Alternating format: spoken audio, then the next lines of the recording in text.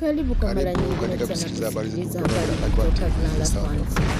Ili uwe wa kwanza katika mchana wa leo ni bonyeza alama ya kengele, wasili kwa aliyekuwa rais wa Jamhuri ya Kidemokrasia ya Kongo asilimia 100%. Glanlas One TV, jana usiku kufikia leo Jumatatu, imetangazwa na vyombo mbalimbali vya habari vya nchini Afrika na ulimwenguni mzima, na kupitia Twitter yake msemaji wa M23 na Corneille Nangaa ambaye anasimamia AFC, naye ametangaza vile vile ujio wake Joseph Kabila, na wamempa eko kwa kujiunga na kwa pamoja kwa kugomboa nchi ya Kongo kwenye mikono ya serikali.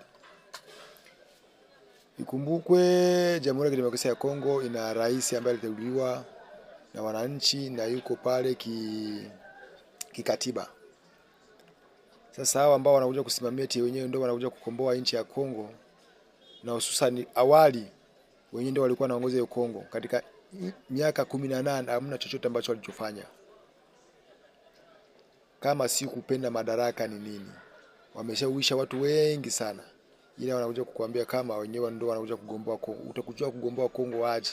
Na kipindi wewe ndio uliongoza hiyo Kongo miaka 18, wananchi walikuwa wanahangaika.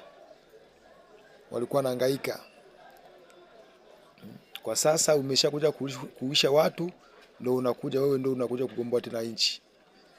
Kawaida ukishapita kwa rais, wewe ndio unakuwa mshauri wa rais ambaye yupo madarakani, ila kwa kufuatana na tamaa ya madaraka unausha tena wananchi wengine ili tena uje kuchukua madaraka. Je, rais aliyopo kwa sasa Felix Antoine Tshisekedi atakubali kupinduliwa au atatumikisha nguvu zozote za kiwemo za ndani ya nchi na za nje ya nchi ili ashinde uadui ambao umemsonga afya? Hii unayosikiliza ni Glanlas One TV, the sound of news.